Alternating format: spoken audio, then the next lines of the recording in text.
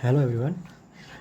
आज चाहिँ B E civil इन्जिनियरिङको फिफ्थ सेमेस्टरको वाटर सेमेस्टरको वाटर सप्लाई सब्जेक्ट हो। च्याप्टर 4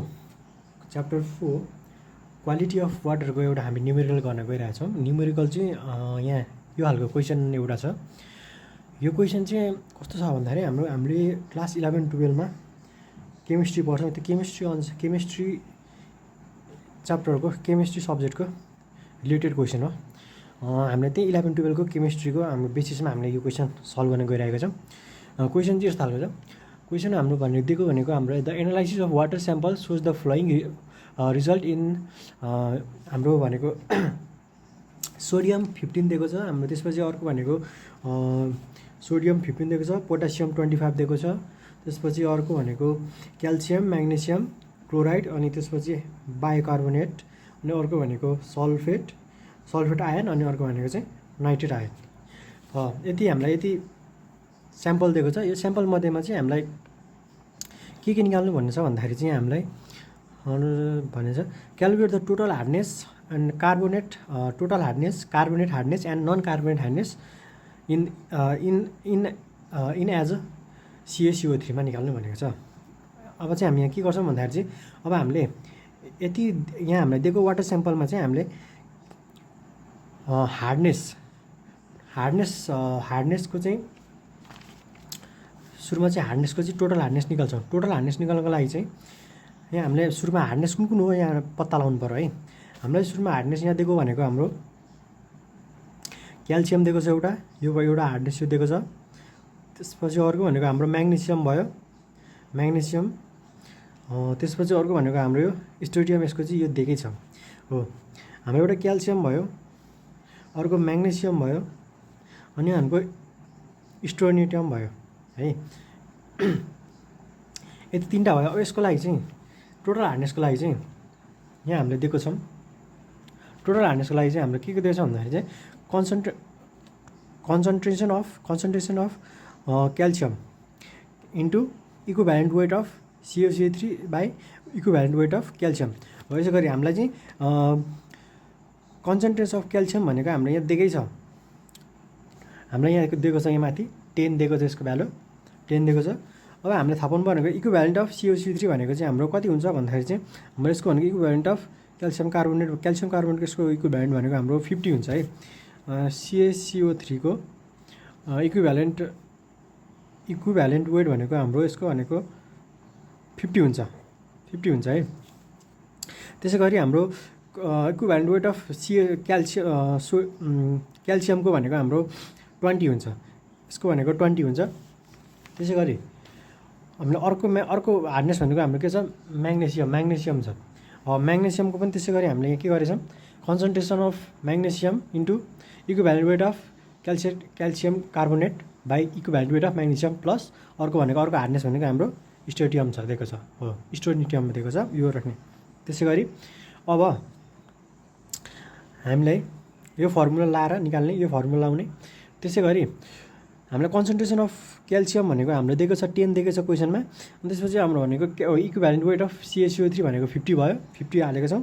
अनि त्यसपछि इक्विभ्यालेन्ट वेट अफ क्याल्सियम भनेको 20 दिएको छ, 10 × 50/20 प्लस। त्यसै गरी अब अर्को म्याग्नेसियमको लागि पनि त्यसै गरी हाम्रो कन्सन्ट्रेसन भनेको हाम्रो क्वेसनमा कति दिएको छ, हामीलाई 18 दिएको छ। म्याग्नेसियमको 18 दिएको छ है, 18 दिएको छ, यानि 18 दिएको छ 18 दिएको छ। 18 magnesium into equivalent weight of CaCO3 भनेको हाम्रो 50 छ, हाम्रो 50 है, 50 भन्ने कुरा याद गर्नु पर्यो। त्यसपछि इक्विभ्यालेन्ट वेट अफ म्याग्नेसियम भनेको यसको भनेको हाम्रो कति हुन्छ भन्दाखेरि चाहिँ 12.2 हुन्छ, हाम्रो 12.2 हुन्छ, 12.2 18 into equivalent of CaCO3 by equivalent of magnesium plus. अब हार्डनेस अफ स्टोनियमको चाहिँ हाम्रो यहाँ कति इक्विभ्यालेन्ट वेट हार्डनेस भनेर चाहिँ हामीलाई यहाँ 2 पोइन्ट यसको भ्यालु नै दिएको, हार्डनेसको भ्यालु नै दिएको छ। त्यसलाई हामीलाई त्यही भएर हामीले चाहिँ यहाँ यसको इक्विभ्यालेन्ट वेट र CaCO3 बाई इक्विभ्यालेन्ट वेट गरिरहनु पर्दैन, हामीले डाइरेक्ट भ्यालु दिएको भएर हामीले यहाँ डाइरेक्ट भ्यालु हाल्यौँ 2 पोइन्ट भयो। यसलाई सल्भ गरेर आउँदाखेरि हाम्रो यति आउँछ। ल हाम्रो यहाँ एउटा काम सक्यो भन्ने चाहिँ हामीले यहाँ टोटल हार्डनेस हामीले निकाल्यौँ। टोटल हार्डनेस हामीले यति निकाल्यौँ, यो भनेको एच हुन्छ, टिएच भयो है। अब त्यसै गरी अर्को भनेको हाम्रो यहाँ टोटल अल्कालिटी हाम्रो के निकाल्नु भन्छ, हामीलाई यहाँ दिएको भनेको एउटा हार्डनेस दिएको छ, हार्डनेसको स्याम्पल, अनि अर्को अल्कालिटी भएको स्याम्पल दिएको छ है। त्यसै गरी अब अल्कालिटी भनेको हाम्रो यहाँ के हो यतिमा भन्दाखेरि चाहिँ हाम्रो HCO3 हो एउटा भनेको यो भयो, अनि अर्को भनेको चाहिँ CO3, एउटा SCO3 र CO3 हुन्छ। तर हाम्रो यहाँ CO3 दिएको यहाँ छैन, हाम्रो SCO छ एउटा मात्रै छ भने चाहिँ यो भयो एउटा अल्कालिटी यो भयो हो। त्यसै गरी अल्कालिटीको लागि फर्मुला हाम्रो त्यही हो, कन्सन्ट्रेसन अफ HCO3 हाम्रो भनेको यो भएको के भन्दाखेरि बायोकार्बोनेट भयो, बायोकार्बोनेट भयो यसको भनेको हाम्रो यसको इक्विभ्यालेन्ट वेट भनेको हाम्रो 61 हुन्छ, इक्विभ्यालेन्ट वेट भनेको हाम्रो 61 हुन्छ। त्यसै गरी यहाँ पनि यो पनि सेम फर्मुला हो, यो माथिकै फर्मुला, यही फर्मुला गएको छ हाम्रो। यो अल्कालिटी एउटा मात्रै दिएको भएर 72/50/61 गरौँ, यहाँ गर्दाखेरि हाम्रो अल्कालिटी आयो यति, अल्कालिटी यति आयो। त्यसै गरी अब हाम्रो टोटल हार्डनेस पनि आयो, टोटल अल्कालिटी पनि आयो। अब यहाँ अर्को के छ भन्दाखेरि यहाँनिर if total hardness is greater than total alkalinity भयो भने चाहिँ हाम्रो भनेको कार्बोनेट हार्डनेस CH भनेको हाम्रो TA यो 50 TA हुन्छ है। हाम्रो कार्बोनेट हार्डनेस भनेको चाहिँ TA हुने भयो भन्दाखेरि चाहिँ total hardness is greater than total alkalinity भयो भने यसमा चाहिँ यो भयो भने चाहिँ हाम्रो CH कार्बोनेट हार्डनेसको भ्यालु भनेको TA हुन्छ, हाम्रो भनेको यो हुन्छ। अर्को सिम्पल ट्रिक के बुझ्नु भन्दाखेरि यति मात्र बुझ्नु, हाम्रो कार्बोनेट हार्डनेस भनेको चाहिँ के हो भन्दाखेरि चाहिँ हाम्रो जो टिएच टोटल हार्डनेस र टोटल अल्कालिटीमा जुन सानो छ त्यो चाहिँ हाम्रो कार्बोनेट हार्डनेस हो, यसरी पनि बुझ्दा हुन्छ होइन। अनि अर्को भनेको हाम्रो नन कार्बोनेट हार्डनेसको भनेको NCH, यसको फर्मुला भनेको यसको फर्मुला चाहिँ हाम्रो टोटल हार्डनेस माइनस अर्को भनेको कार्बोनेट हार्डनेस हो है, कार्बोनेट हार्डनेस हो। टोटल हार्डनेस हाम्रो भनेको अघि हाम्रो यता निकालेको थियौँ नि, हाम्रो टोटल हार्डनेस हामी कति निकालेको थियौँ 100 निकालेको थियौँ नि, 100.77 mg/L भन्ने निकालेको थियौँ। त्यसै गरी यहाँ हो टोटल हार्डनेस भनेको हाम्रो 100 टोटल हार्डनेस 100 यति भयो। अनि त्यसपछि CH भनेको हाम्रो यहाँ माथि निकालेको छौँ, कार्बोनेट हार्डनेस भनेको हाम्रो 59.016 यति आएको छ, यहाँ सल्भ गर्दाखेरि यति आउँछ। र हाम्रो भनेको टोटल हार्डनेस भनेको यति भयो, कार्बोनेट हार्डनेस भनेको यति भयो, नन कार्बोनेट हार्डनेस भनेको यति भयो। हाम्रो पनि जहिले पनि यति एउटा कुरा यति बुझ्नु भन्दाखेरि जहिले पनि